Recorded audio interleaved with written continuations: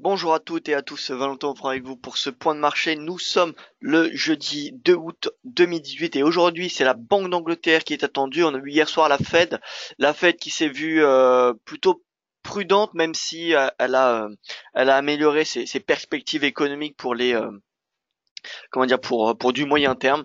Elle n'a pas confirmé euh, le scénario de hausse des taux, même si voilà le marché l'anticipe pleinement. On a quand même eu un ton, je dirais pas hawkish, enfin vraiment très hawkish par rapport à ce qu'on pouvait anticiper. Donc voilà, on a eu une baisse du dollar post-market. Et c'est ce que nous allons voir, ce que nous allons essayer de d'analyser dans un petit instant. Avant toute chose, je vous invite à prendre connaissance de cet avertissement légal sur les risques. Le trading avec effet de levier amplifie toujours les gains et les pertes. Un compte risque limité prend un risque de perte du capital investi. L'investissement sur compte titre prend un risque de perte en capital. IG faut l'exclusivement un service d'exécution d'ordre. Cette présentation est indicative et ne saurait être considérée comme un conseil ou une recommandation. Alors bonjour à vous, Ramsey, j'espère que vous allez bien. Hubert, que je salue également. Luc, Brice, bonjour à tous les deux. Voici le briefing de l'actualité. Donc on a eu la Réserve fédérale qui a maintenu ses taux d'intérêt inchangés comme prévu, hein. Toutefois, elle s'est différenciée du meeting de juin avec le comité indiquant que l'activité économique a progressé à un rythme élevé et la déclaration qui a suivi, vous savez, ce meeting, indiquant que les dépenses des ménages ont fortement augmenté. Voilà, donc ces deux mentions se différencient par rapport au meeting de juin. Donc c'est un petit peu plus au quiche, mais pas sans doute pas autant que le marché anticipé. En tout cas, c'est comme ça qu'on peut comment dire euh, l'estimer, étant donné que le marché eh bien a vendu le dollar post-market. Enfin, a vendu le dollar. Pardon, pas post-market, mais la première réaction du marché, c'était plutôt baissier sur le dollar. Donc voilà, on n'a pas eu non plus le marché surpris positivement. Forcément, les attentes étaient tellement élevées que, enfin assez élevées, donc c'est plutôt compliqué de surprendre quand on a un marché qui déjà anticipe euh, énormément eh bien le rendez-vous qui est attendu. Outre la Fed, on a une instruction américaine qui va prolonger la période de consultation publique jusqu'au 5 septembre au lieu du 30 août. La proposition de Donald Trump de taxer à hauteur de 25%, 200 milliards de dollars de marchandises chinoises importées par les US et non 10% qui était initialement prévu en début juillet. Toujours aux États-Unis, vous voyez que globalement la situation c'est plutôt côté US en ce moment.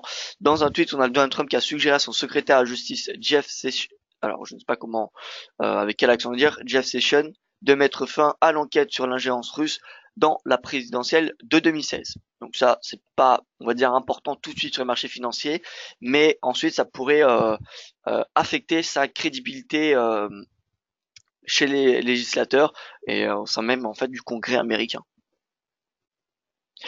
Les stocks de pétrole brut aux États-Unis ont de façon inattendue augmenté. Alors, excusez-moi, il y a une petite faute, hein, il n'y a pas de E, pas inattendu, donc ont de façon inattendue augmenté. Alors si, pardon, il y a un E. De 3,8 millions de barils la semaine dernière, alors que le marché s'attendait à une baisse de 2,8 millions. Et enfin, d'un point de vue macro, les dépenses de construction aux États-Unis ont enregistré leur plus forte baisse en un an, moins 1,1% sur un mois. Donc ça a surveillé. Dépenses de construction, tout ce qui est sur la construction, les permis, les autorisations de permis, euh, les constructions actuelles, eh bien, leurs tendances ont précédé des récessions, enfin les récessions même. Donc ça, c'est à suivre de très près cet indicateur. Alors c'est pas un mois qui va être inquiétant, mais voilà, c'est une tendance sur 6 mois qui va euh, qui va commencer à alerter les investisseurs. Voici le résumé de la science américaine et asiatique donc hier et ce matin, DXY qui clôture tout de même dans le vert, le Dow Jones, le Dow Jones, S&P dans le rouge, le Nasdaq, vous voyez qu'on a un rebond des marchés et bien simplement tech. Le rendement du T-Note qui prend 4 points de base, qui clôture à 3% hier. Ce matin, on a le yen qui est en hausse. C'est d'ailleurs la devise la plus haussière sur le Forex ce matin. Le gold, le nickel et le Hang Seng qui clôture dans le rouge. Et le MSCI Asia Pacific qui est également dans le rouge, excusez-moi pour le vert, mais il est en baisse de 0,44%. Calendrier économique, la BOE à 13h. 13h, donc heure française. En attendant, à 9h30, on a le PMI manufacturier suisse. À 10h30, nous aurons l'indice PMI de la construction du Royaume-Uni. Et enfin, après la BOE, cet après-midi, on aura quelques chiffres sur les allocations chômage aux États-Unis et c'est tout. Et pour ceux qui suivent la banque centrale mexicaine, eh bien, il y aura la décision des taux d'intérêt ce soir à 20h. Personnellement, je ne la suis pas, mais voilà, au moins c'est inscrit devant vous. Donc voici, comme vous pouvez voir, le yen qui a la devise la plus forte. Alors j'ai quelques questions déjà. Bonjour à vous Catherine, j'espère que vous allez bien. Peut-on voir GBP yen au mois et 4 heures? Très bien, on va y venir tout de suite. Bonjour à vous Franck. Alors, petite question technique, le GR30 est corrélé aux indices américains dont le DOL a priori il est plus corrélé par le S&P USD 30 que US. Alors, US 30 que US DOL, non là, car là le DOL monte, euro dollar baisse et pourtant grosse descente amorcée. Alors, il n'y a pas que la devise qui vient être corrélée, enfin les marchés actions ne sont pas que corrélés à des devises. Il y a également le sentiment du marché. Dès qu'on a un sentiment du marché assez puissant, je dirais que la corrélation historique qu'il y a, enfin corrélation, plutôt la pression, enfin l'influence historique qu'il y a entre la devise et l'indice, eh bien, est atténuée. Donc si par exemple on a beaucoup d'appétit pour le risque, les indices actions monteront même si l'euro y monte. Pareil pour du côté des États-Unis, etc., etc. D'ailleurs, la corrélation peut-être parmi les majeurs, les indices majeurs qui sont moins corrélés à leur devise, c'est probablement ceux américains.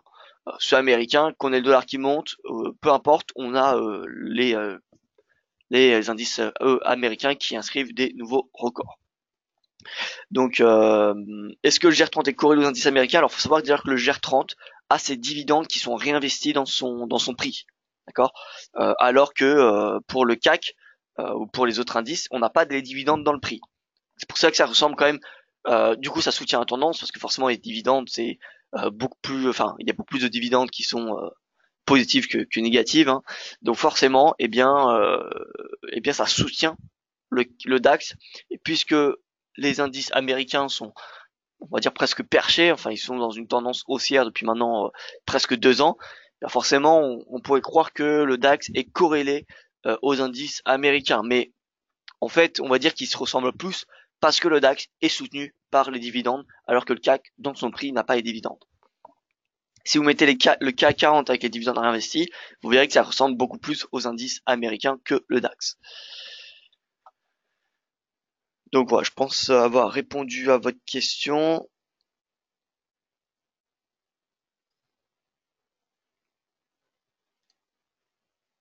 Brice qui nous dit objectif long 12 000 voire 11 800. Donc pour le DAX, a priori, on va voir ça dans un petit instant. Franck qui nous dit direction 1,15 euro-dollar pour le NFP selon vous. Alors, voyons tout cela ensemble. En tout cas, notez qu'on a le yen et le dollar qui sont les deux devises les plus fortes. À l'inverse, GBP/USD, deux devises les plus faibles.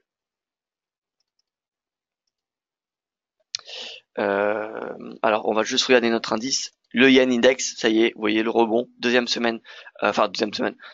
journée actuellement de hausse pour le yen index.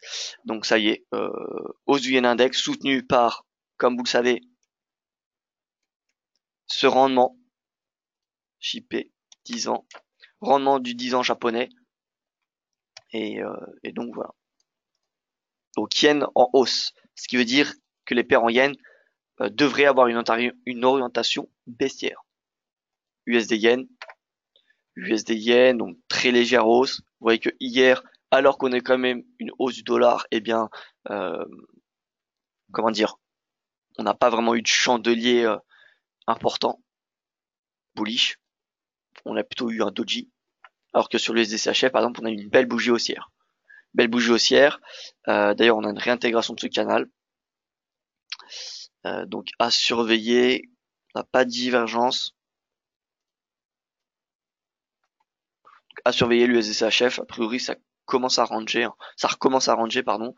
La moyenne mobile à 100 jours qui peut-être finalement fait office de support. Voilà, donc c'est à surveiller. L'USD CAD plus bas depuis, vous voyez, le 14 juin, revenu à 1,30, donc c'est-à-dire que le CAD est assez puissant. Forcément, on a pas mal d'affirmations, que ce soit du côté du Mexique ou même du côté des États-Unis, qu'un accord de l'ALENA pourrait être trouvé lors des prochains jours, prochaines semaines. Donc forcément, le marché, comme vous savez, Price anticipe cette annonce, ce qui veut dire que quand il y aura un accord, il y aura très probablement peu de mouvements bullish pour le CAD et le peso mexicain. Donc voilà, à mon avis, là on est en train de pricer l'accord de l'ALENA. Si on dépasse les 1,30, on vient chercher la moyenne mobile à 200 jours. Mais tant que les 1,30 ne sont pas dépassés, étant donné que c'est un puissant niveau de support, c'est pas le moment de shorter l'USD CAD.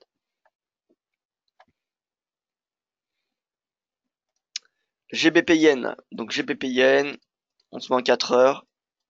Ouais, GBP, retour à la baisse. Le yen qui est très puissant ce matin, comme je vous l'ai dit, malgré le fait qu'on ait une divergence haussière, vous voyez, pivot mensuel, résistance. Faut garder à l'esprit que généralement, les premiers tests des pivots mensuels ou hebdomadaires, eh bien, sont généralement assez fiables. J'ai bien les premiers tests. Ensuite, lors des seconds, troisièmes, etc., ça perd un petit peu en fiabilité. Mais le premier test, pivot mensuel, c'est assez puissant. Donc voilà, premier test, baisse, et là, retour au pivot hebdomadaire. Retour au pivot hebdomadaire pour le GBP Yen. Attention toutefois sur les paires en GBP. Je vous rappelle qu'il y a la BOJ cet après-midi. Mais, enfin cet après-midi, oui, en début d'après-midi. Vous connaissez mon opinion. Personnellement, je suis baissier sur le livre sterling. Certes, il va y avoir une hausse des taux, mais à mon avis, Carnet va être assez prudent. Donc voilà. Après, tout va dépendre. Vraiment, ce sera très très relatif subjectif, pardon, comment dire, spéculer sur le ton de Carnet, parce qu'on voilà, chaque intervenant peut avoir sa propre idée, alors qu'une hausse des taux, c'est une hausse des taux. Donc moi personnellement, un discours de Carnet, je pourrais le trouver dovish, d'autres pourraient le trouver plutôt hawkish. Voilà. En tout cas, je pense que la réaction du marché a beaucoup plus de chances d'être baissière que bullish. Pourquoi? Parce qu'il devrait garder vraiment des inquiétudes, des incertitudes sur le Brexit. Et donc voilà. Je vous rappelle qu'il relève ses taux, pas parce que la situation macroéconomique lui permet, mais parce que la situation macroéconomique lui oblige presque.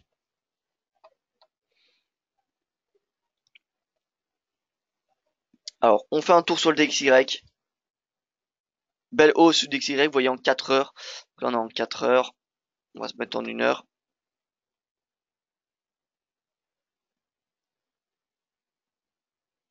Donc, vous voyez, hein, là, c'était décision des taux de la Fed. On n'a pas eu de mouvement. Et c'est qu'ensuite, c'est à partir de 4 heures qu'on a eu une hausse, du DXY finalement. Et donc là, c'est le R3 journalier qui va être la résistance, ainsi que le R1 hebdomadaire. Donc là, on arrive proche d'une zone de résistance. Est-ce que l'euro-dollar peut venir chercher les 1,15 avant le NFP? Bien, regardez l'euro-dollar qui teste le bas de son triangle. Donc là, on approche d'un niveau de timing important. Alors, qu'est-ce que nous indique cette figure? Cette figure, c'est tout simplement de l'indécision. C'est de l'indécision des investisseurs. Et la Fed n'a pas permis de régler cette indécision. Donc c'est-à-dire que le marché attend autre chose. Le marché attend autre chose. Ça pourrait être le NFP. Le NFP finalement pourrait être le catalyseur qui va faire sortir l'euro-dollar de ce triangle. Et s'il sort de ce triangle, faudra bien évidemment, on aura des signaux bullish ou bearish. Si on sort par le bas, signal baissier jusqu'à 1,15. Si on sort par le haut, on vient chercher les 1,1870 à peu près. Bon, mais en tout cas, tant qu'on est dans ce triangle, faut rester patient. C'est compliqué de trader à l'intérieur de ce triangle, même si voilà, on voit que les bonds semblent assez fiables. Plus on s'approche de ce croisement qui s'appelle l'apex, et plus on va dire la probabilité d'une sortie augmente.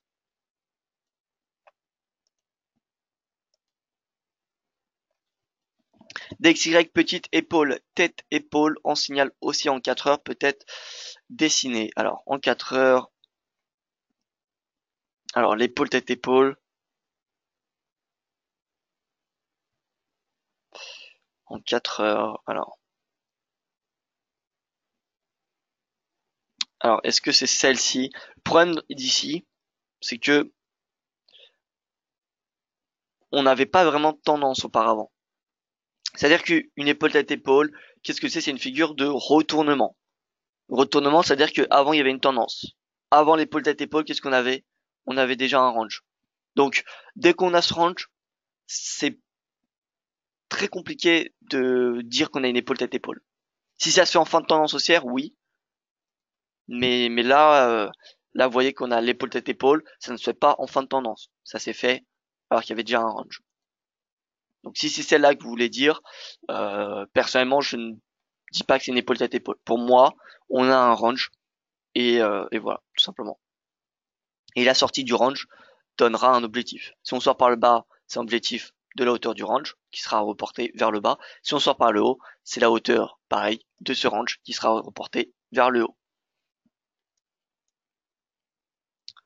Bon, donc là, d'un point de vue macro, on l'a vu aujourd'hui, on n'a pas grand-chose sur le Dixie. Donc c'est la livre sterling qui va influencer un petit peu le dollar. Mais sinon, vraiment, le prochain rendez-vous majeur pour débloquer le dollar, enfin qui est susceptible de débloquer le dollar, c'est le NFP demain. Demain, webinaire, d'ailleurs, c'est avec moi-même, webinaire spécial NFP que j'aurai l'occasion de vous présenter.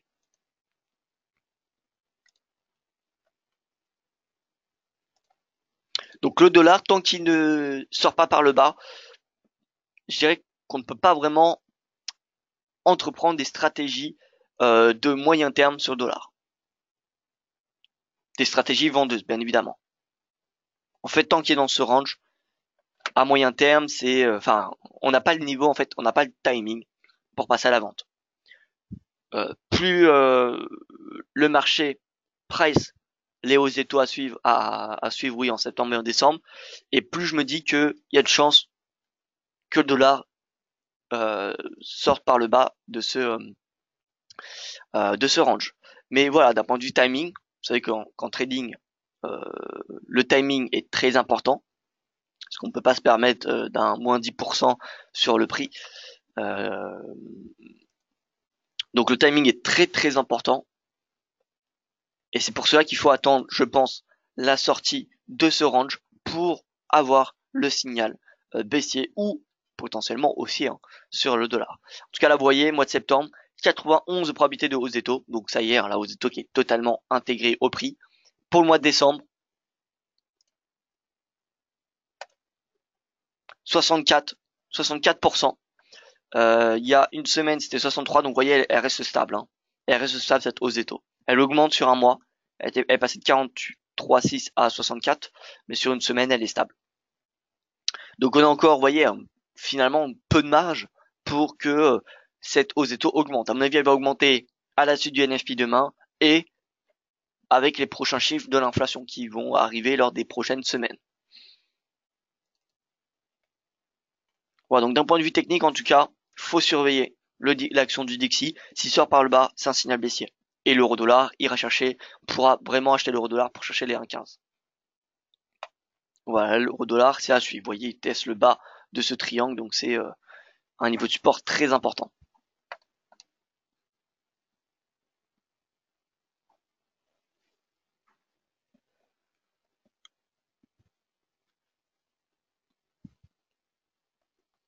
Alors d'ailleurs, pour le triangle, j'aurais tendance à l'ajuster. J'aurais tendance à le mettre comme ça. Pourquoi? Alors tout simplement parce que normalement on vient chercher ici le sommet. Enfin c'est creux, sommet, creux. C'est pas creux, creux, sommet. D'accord? Donc voilà, j'aurais tendance à le mettre, à utiliser ce plus bas. Par contre, ce qu'on peut noter, c'est que si on utilise voilà, cette borne et qu'on la reporte, on avait le canal.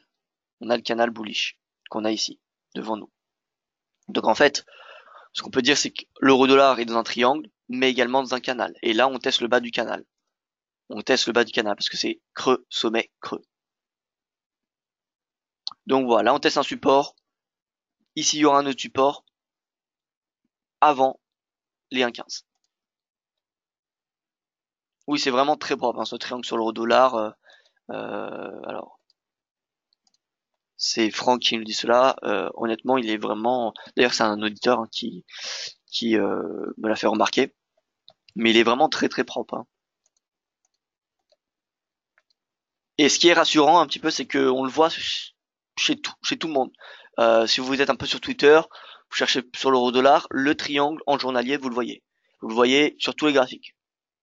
Donc ça donne un petit peu une crédibilité supplémentaire à ce triangle, ce qui veut dire qu'il y aura une réaction du marché à l'issue de cette cassure, hein, probablement. Donc voilà, c'est à surveiller. En tout cas, les paires en yens, ça y est, qui repartent à la baisse, la des yens.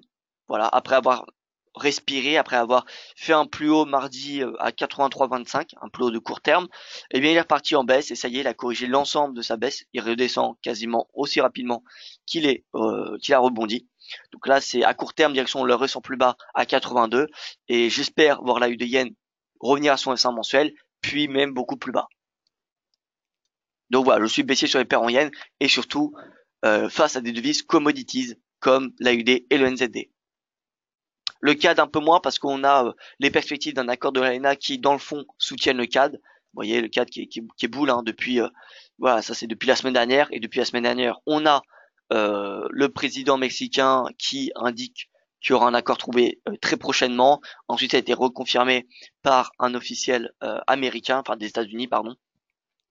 Et, euh, et donc voilà, on a une hausse du CAD malgré le fait que le pétrole soit en baisse. Donc voilà, la UD Yen, le NZD Yen, c'est deux paires vraiment avec une conviction baissière particulièrement importante. NZD Yen, on clôture sous le pivot mensuel et là on vient chercher, vous voyez, eh bien le plus bas finalement, le récent plus bas, vers 75. On peut continuer également sur l'USD Yen, hein. L'USD Yen, voilà, on a un rebond. Vous voyez que la tendance baissière elle est beaucoup plus faible. Enfin, la baisse de court terme est beaucoup plus faible que ce qu'on a sur l'USD ou le NZD yen. C'est normal parce qu'il est soutenu ce dollar finalement par les bonnes statistiques américaines d'hier. Et c'est pas la même situation macroéconomique en Australie et en Nouvelle-Zélande. Mais mais voilà, si par exemple le DXY sort par le bas de ce range, l'USD yen, ça sera à shorter jusqu'à 110 puis 105. D'ailleurs, si on regarde notre dollar index, alors, divergence, vous voyez qu'on n'a pas vraiment de mouvement, toujours, hein, depuis comment dire, depuis la Fed, ça n'a pas vraiment arrangé les choses, mais en tout cas, on a des sommets de plus en plus bas, alors que le RSI de plus en plus bas, alors que les sommets du prix sont de plus en plus hauts. Donc, on a bien une divergence. On peut mettre une moyenne mobile à 50 périodes, peut-être, pour donner un signal. Ouais, 50, niveau de support. Si on a un passage du prix soit moyenne mobile à 50, eh bien, c'est un signal baissier vraiment de moyen terme.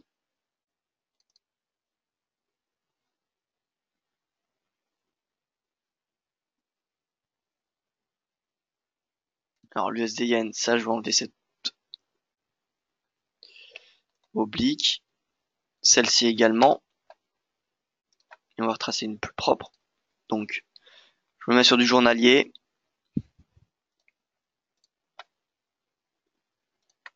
On va prendre le point bas ici.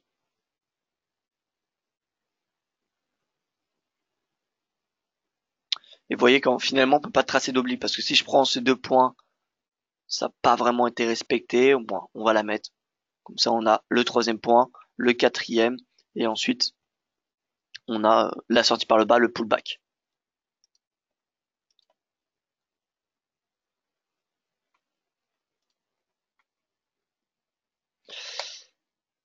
Alors, je continue sur le DAX.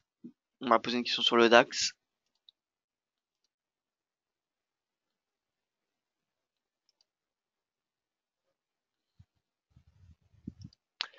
Donc personnellement, moi les indices européens, je les attends, enfin les indices par exemple, même par exemple internationaux, je les sens plutôt à la baisse. On voit que l'épisode de guerre commerciale est encore loin d'être terminé. Août, statistiquement, c'est une période d'aversion au risque où il y a des prises de bénéfices. L'euro pourrait, selon moi, des chances de rebondir lors des prochaines séances, prochaines semaines.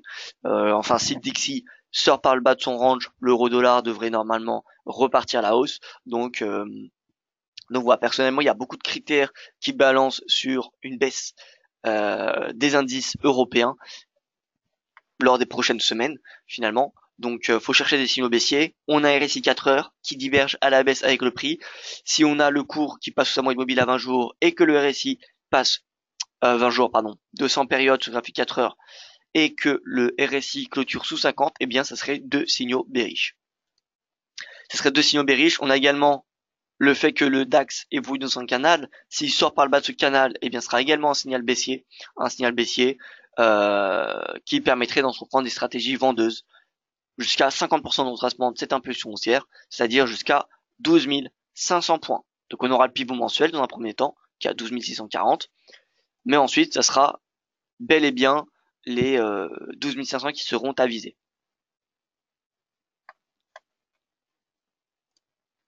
Voilà, donc le DAX, personnellement j'ai une perspective baissière. Tout comme le CAC ou l'Eurostoxx. Hein.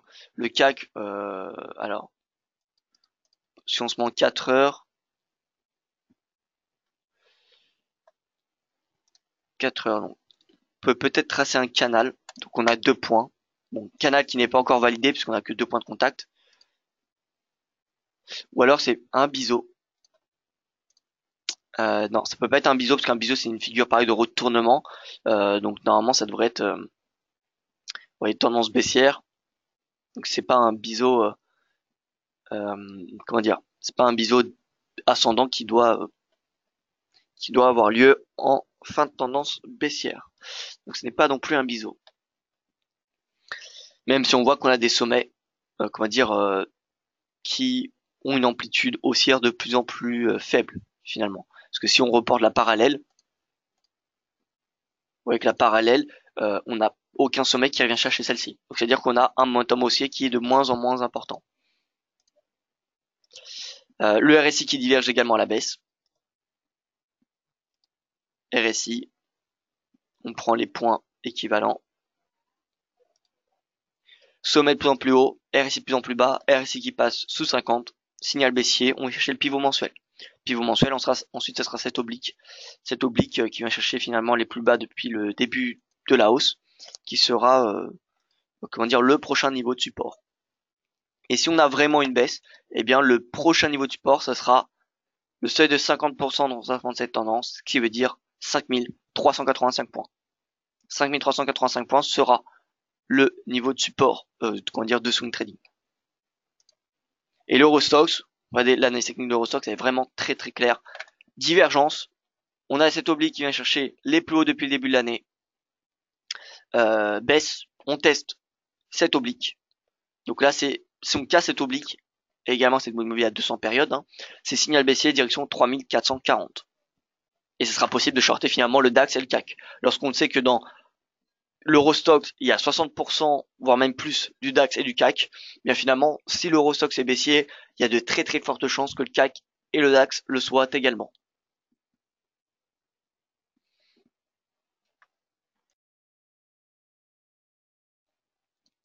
Donc moi personnellement, je suis baissier, mon opinion passe de plus en plus baissière sur les indices européens au fur et à mesure que nous entrons dans ce mois d'août, finalement, qui est un mois statistiquement d'aversion pour le risque, je le rappelle. Alors pardon, j'avais pas répondu intégralement à la question de vous, Catherine, sur GBPN. Donc GBPN en mensuel, on est dans un range. Alors voyons cela. Mensuel. Alors oui, on est dans un range. Oui, on est dans un range. Enfin, plutôt un canal légèrement haussier, vous voyez. Comme sur le graphique 4 heures finalement. Comme sur le graphique 4 heures. Vous voyez, on a ce canal qui correspond au point bas du mai, juin. La divergence, vous voyez, quand on s'approche d'un support à 145, le rebond, mais Mais voilà, à mon avis, il y a de très fortes chances que le GBPN revienne chercher les 145. Pas parce que l'Ali va se prendre vraiment une grosse baisse suite à la BO. Je pense pas qu'il va se prendre une grosse baisse cette livre sterling, mais on va avoir une légère baisse. Mais c'est surtout que le yen devrait être assez puissant ces prochaines séances. Comme je vous l'ai dit, je le répète, le mois d'août c'est un mois d'aversion pour le risque. Le yen devrait être haussier. D'ailleurs, une technique est plutôt haussière, et donc ça devrait enfoncer vraiment le GBP yen à 145.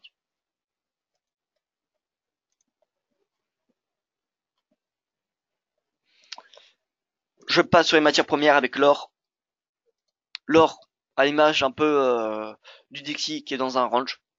Par contre, on a des sommets de plus en plus bas, ce qui montre une perte du momentum haussier, et ce qui donc favorise le scénario de baisse. Donc c'est à suivre. En tout cas, on n'a pas encore le breakout. Tant qu'on n'a pas le passage de cours sous le S1 hebdomadaire, disons que le cours est en range. Entre le S1 et le pivot hebdomadaire, le cours est en range. Regardez. Alors je vais enlever celui du jour.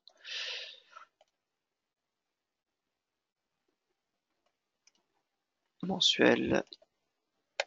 Voilà. Donc, pivot hebdomadaire, S1 hebdomadaire. Là, on a un range. Vous voyez. On a un range depuis le début de la semaine. Donc le S1 hebdomadaire, j'ai envie de dire, se paye. Et le pivot hebdomadaire se vend. Se vend même très bien. Et je ne vois pas de signaux haussiers pour le moment. En 4 heures. 4 heures, on a une toute petite divergence. Non, même pas finalement. Ah si. Vous voyez, on a une toute petite divergence. En daily, qu'est-ce qu'on a? On a là par contre une divergence importante, mais qui est encore très très loin d'être validée. Et comme vous le savez, une divergence peut se creuser. Vous voyez, si vous aviez anticipé ici, là on avait déjà une divergence. Si vous aviez déjà, si vous étiez déjà passé à l'achat à ce moment-là, eh bien, vous voyez que vous aviez eu une baisse encore très très importante qui finalement se prolongeait avant la divergence, avant pardon que le cours rebondisse. Donc voilà, c'est pas parce qu'on a une divergence qu'on a immédiatement un rebond. Par contre, une divergence, ça alerte sur la santé de la tendance. Dès qu'on a une divergence, ça veut dire que le prix n'est plus accompagné, enfin l'action du prix n'est plus accompagnée par le momentum. Et c'est généralement le cas. Ça généralement apparaît en amont d'un retournement. Je dis bien en amont. Catherine qui me demande ouverture d'un compte mini et de combien. Alors pour cela, le mieux c'est que vous ayez sur IG.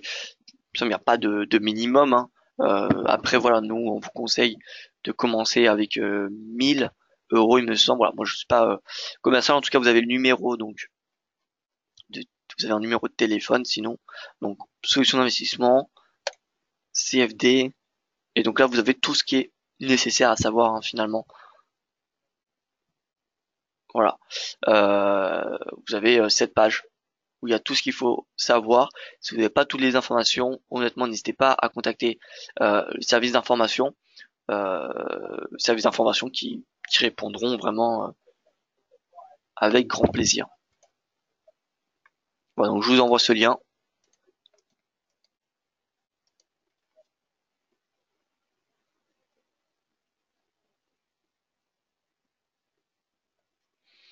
Donc ça c'est pour le compte mini. Je pense pas qu'on parle de contrat mini ici.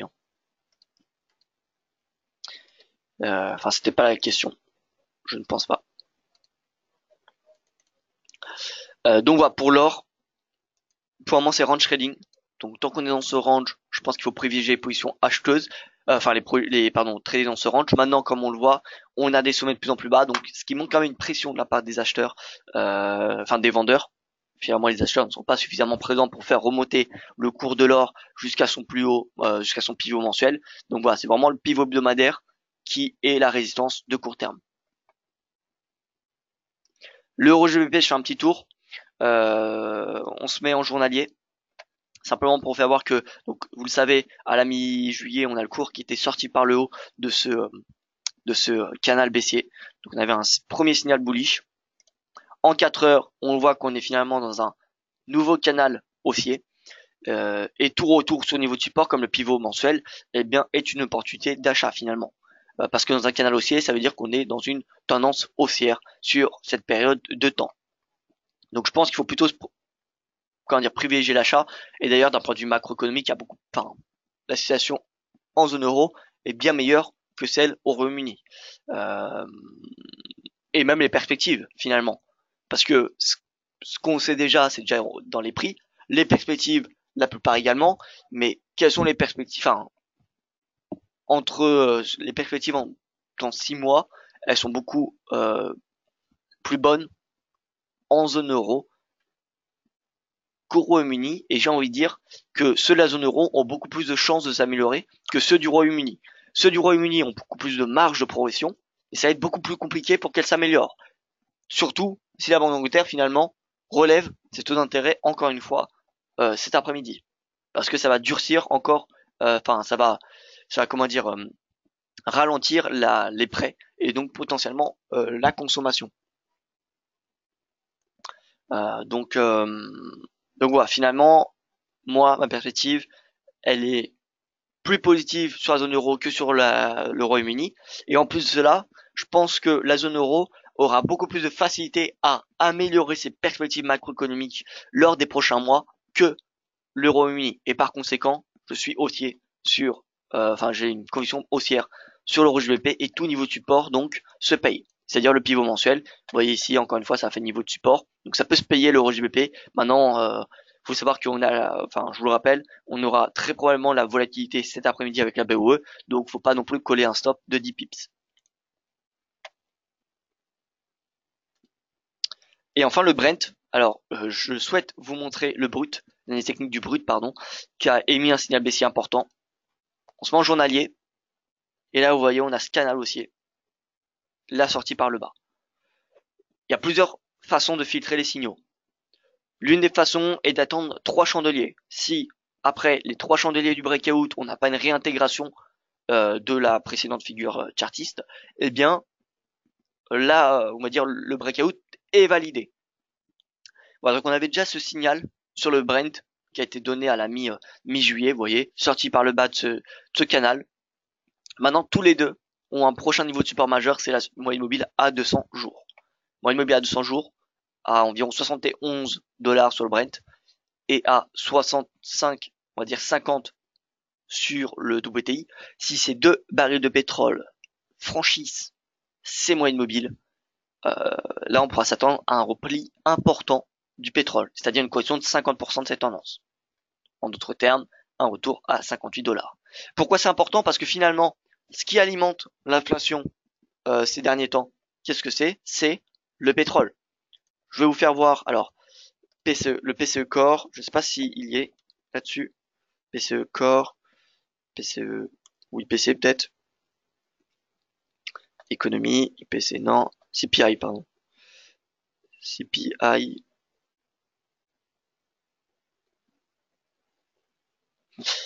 Consumer for all urban, all items, let's food and energy, non. Voilà, donc là c'est USA inflation avec les prix de l'énergie. Ah oui, mais là, d'accord, c'est pas divisé par, c'est pas sur un rythme, alors, une année. Voilà, CPI sur une année. Donc faites pas attention à, pardon, aux dates, hein, parce que là, ils pensent que c'est une valeur pour un jour, alors que c'est une valeur pour un mois, comme vous le savez. Donc du coup, ça va peut-être plomber l'analyse US Oil. Voilà. Bon, c'est pas très ergonomique, enfin c'est pas très joli, mais on voit le pétrole et l'IPC. Finalement, donc l'IPC, pétrole en rouge, l'IPC en noir. Et si finalement on met l'IPC Core, CPI Core, alors on a une hausse. Alors c'est pas très, c'est pas très facile à comparer. Donc le mieux c'est que je vous fasse voir. Alors je vais vous faire voir un graphique.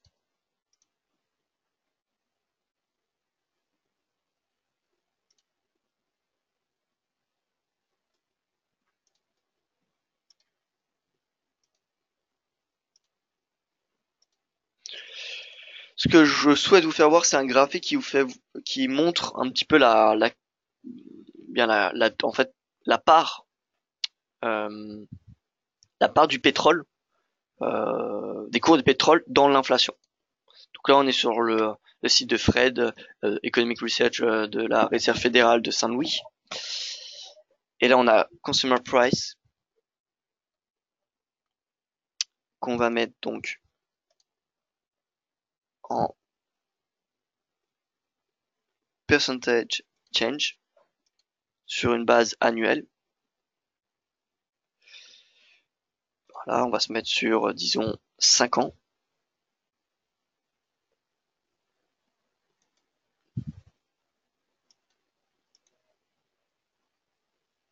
Ah, voilà. Monthly. Voilà, donc là, on est sur une année glissante euh, par mois sur 5 ans. Et on va mettre le pétrole si long, crude oil.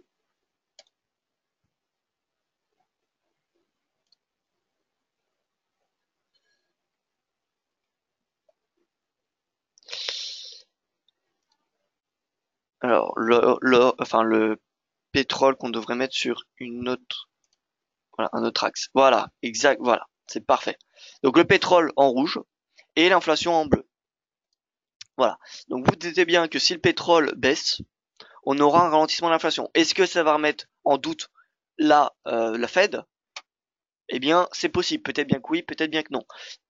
En tout cas, il y aura beaucoup plus d'incertitude sur ce que va faire la Fed. Donc la tendance du pétrole est vraiment importante sur l'inflation. Et d'ailleurs, je vais vous faire voir l'inflation core, IPC core, donc CPI.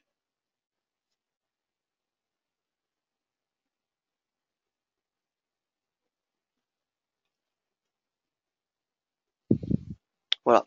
En excluant food et énergie, bon, la nourriture n'a pas beaucoup d'impact dans cette inflation. Et donc je vous fais voir Add Series.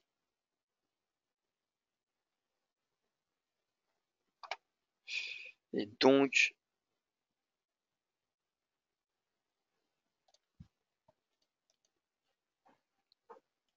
la troisième série qu'on va mettre bien sûr left.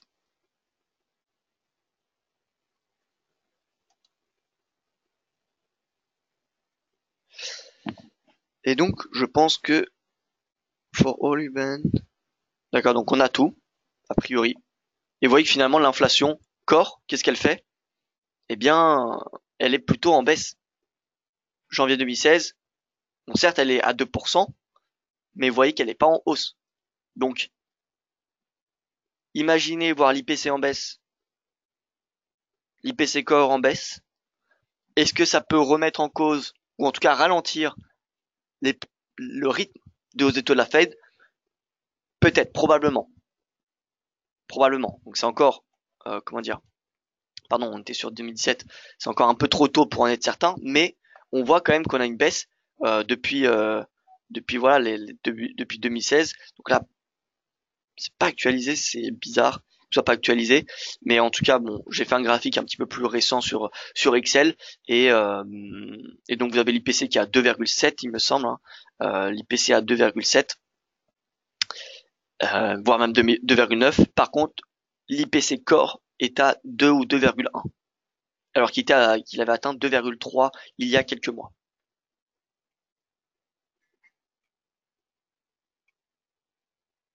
Donc voilà, pour moi les prix du pétrole sont extrêmement importants pour finalement la Fed.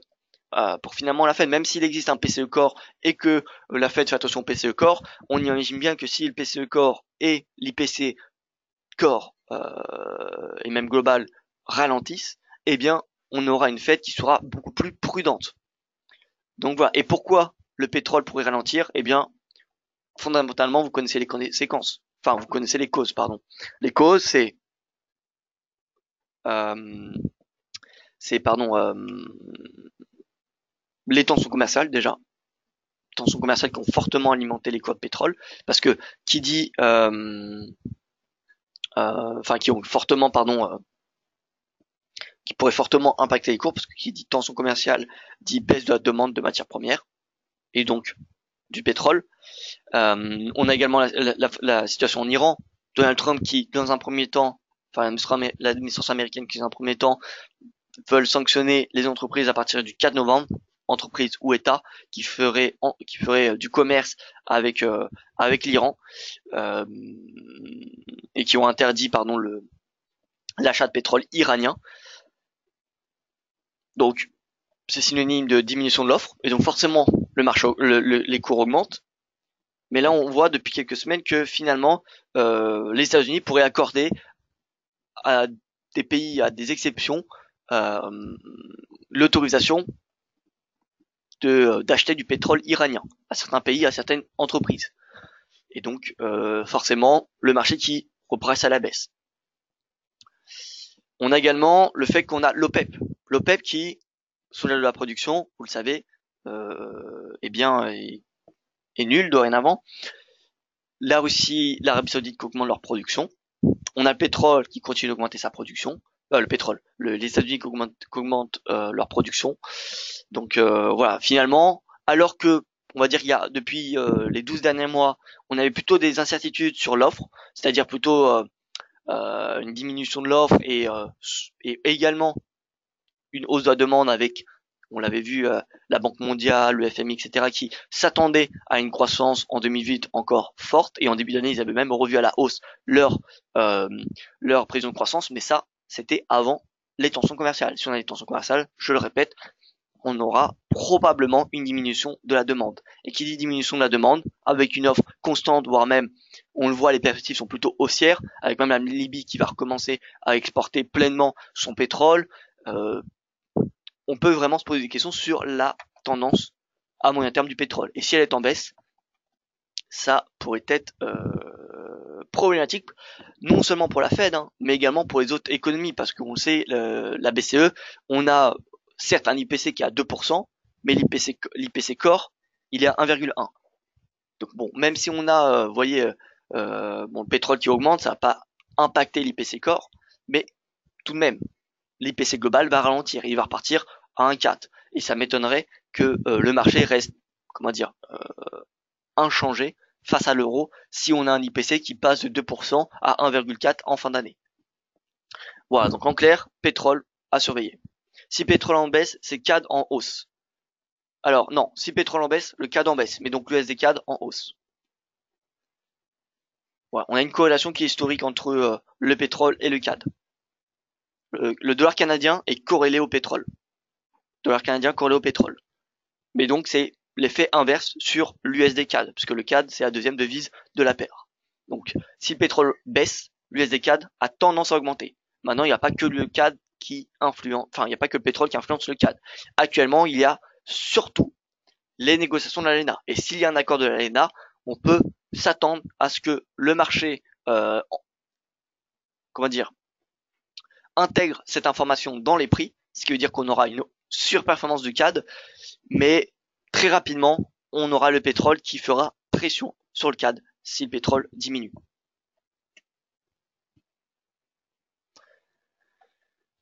Voilà donc pour ce point de marché, j'espère que ça aura été clair. Donc prudence à la BOE, les paires en yens qui ça y est repartent en baisse, le yen qui est devise la plus haussière, on regarde rapidement, mais sur le forex, vous voyez yen, devise la plus haussière, à l'inverse devise commodities, les devises les plus exposées aux tensions commerciales, l'AUD, le NZD sont baissières, ce qui nous montre bien que le marché n'a pas encore totalement intégré au prix le fait qu'il y aura une une intensification de la guerre commerciale entre les États-Unis et la Chine.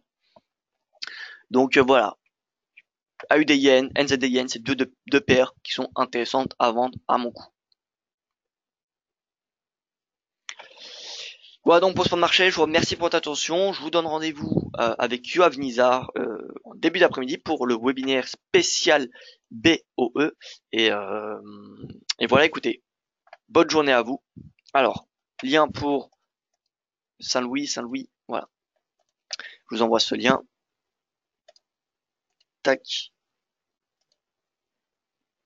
On me demande le lien pour le site de Recherche Saint-Louis. Allez faire un petit tour, hein, c'est vraiment très intéressant. Et voilà. Merci pour le webinaire d'été. Bien écoutez, Catherine, avec grand plaisir. Hein. Surtout quand cet été, il est vraiment différent des autres. Hein. Je me souviens en 2017 encore, c'était bon, c'était vraiment, c'était pas ennuyant, mais presque. Encore, là, cette année, cet été, il est vraiment assez agité sur les marchés. Donc c'est voilà, plutôt normal hein, qu'il y ait des webinaires en cette période.